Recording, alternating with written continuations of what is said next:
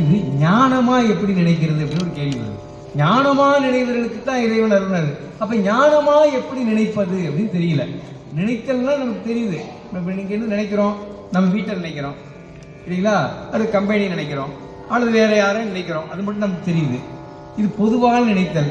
ஞானமாக நினைத்தல்னு ஒன்று சொல்றாரு. அது எதுனா அது பதிஞானம்.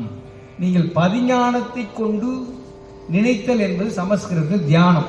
பதிஞானத்தை கொண்டு நீங்கள் தியானித்தால் தீவினை நோய் நீங்கும். அதை நம்ம புரிஞ்சுக்கணும். அதுதான் பெருமான் அருமையை அந்த இடத்துல நமக்கு எடுத்து ஒதுகின்றார். ஆகவே இரண்டாவது பாடல்ல சுவாமி அருள்கின்றார். அதே தான் இரண்டாவது சொல்றாரு. இறைவனுடைய திருவடிகளை மனத்தினால் விரும்பியவர்கள், மனத்தினால் விரும்பியவர்கள்.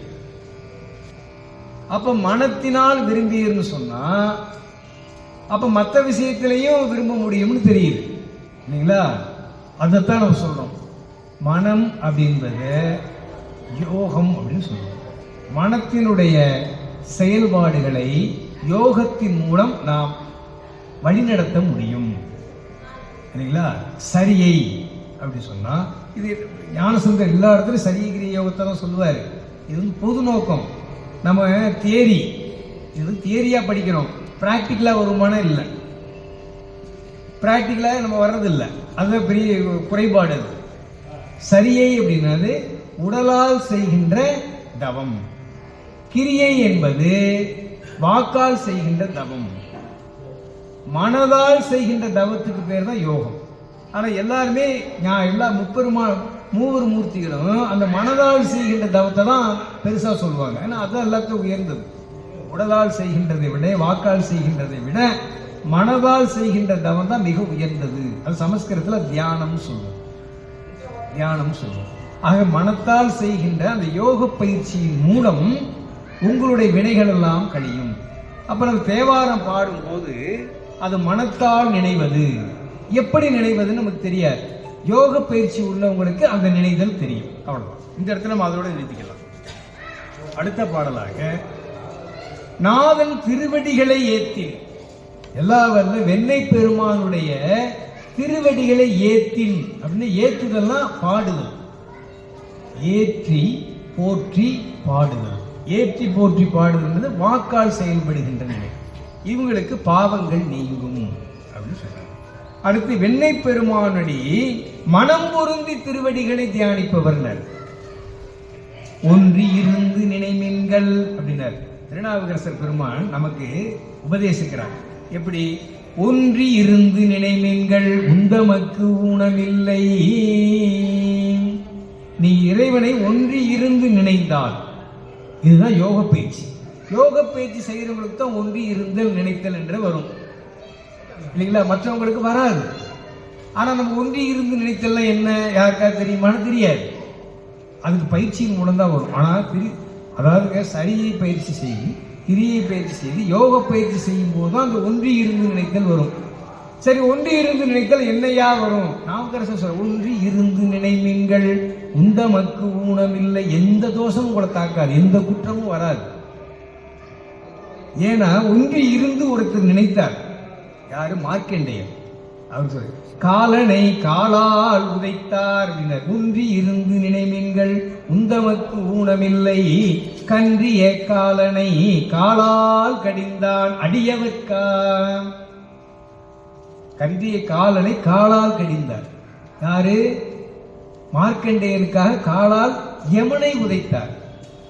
அப்படி அவர் செய்யறதுக்கு என்ன விசேஷமான காரணம் இருக்கு? ஒன்றி இருந்து தியானம் செய்தவர் யாருங்க? மார்க்கண்டேயர். அதனால அவர் செய்கிறார். ஆகவே நீங்கள் ஒன்றி இருந்து நினைமீன்கள் அப்படின்னார் திருநாவுக்கரசர் பெருமாள். இது மனத்தால் வரும் அந்த யோக பயிற்சியினால் வரக்கூடிய ஒரு விஷயம்.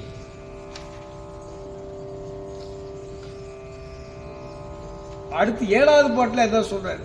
திருவடிகளை பலகாலம் எண்ணணும்ன்றார். பலகாலம் எண்ணுதல்.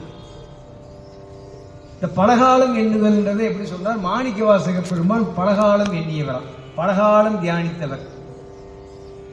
எழுதரு மறைகள் தேராய் இறைவனை அப்படின்னார். பரஞ்சோதி திருவிளையாடல் புராணத்துல பரஞ்சோதி முனிவர் மாணிக்க வாசக பெருமானை எப்படி திரும்ப போட்டுறாரு? இப்படித்தான் போட்டுறாரு. எழுதரு மறைகள் தேரா இறைவனை எல்லில் கங்குள் பொழுதரு காலத்தென்றும் பூசனை விடாது செய்து இரவு பகல் பாராது நாள்தோறும் இங்க பூசை என்று ஞான பூசை, பதிஞானம் சொன்ன பதிஞானத்தால் நடைபெறும் பூசையை இரவு பகல் பாராது செய்தார். எழுதரு வரைகள் தேரா இறைவனை எல்லில் கங்குள் பொழுதரு காலத்தென்றும் பூசனை விடாது செய்து தொழுதகை தலைமேலேற துளும்பும் கண்ணீரில் மூழ்கி அழுது அடியடைந்த அன்பன் அடியவர்க்கு அடிமை செய்வாம் அப்படின்னு பரஞ்சோதி முனிவர் மாணிக்க வாசக பெருமானுடைய அந்த தவ நெறியை இங்க அவர் போற்றுகின்றார். பாருங்க, 8வது பாட்டு. இந்த பாடல் முழுவதும் தியானத்தை தான் சொல்றாரு. அந்த யோக பயிற்சியின் மூலம் விளைகின்ற தியானத்தை மிக எல்லா பாட்டிலையும் சொல்றார். 8வது பாட்டிலையும் சொல்றார். அவர் என்ன சொல்றாரு? மனமே அப்படின்னாரு ஞானசுந்தர். மனமே, நான் சொல்வதை கேள் அப்படின்றார். என்னன்னா, வினைகள் யாவையும் தேய்ந்தொழிய நீ இறைவனை நினை, அதை தவிர உனக்கு என்ன வேலை அப்படின்னு மனதுக்கு அவர் ஆர்டர் போடுறார், கட்டளை இடுகின்றார்.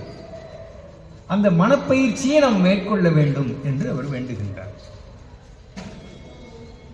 9வது பாடலே இது சரியை. மனதூவி இறைவனை நீங்கள் வழிபாடு செய்தால் உங்கள் பாவங்கள் நீங்கும். மனதூவி வழிபாடு செய்கின்றது சரியை. இந்த நிலையெல்லாம் எடுத்து உரிய பெருமான்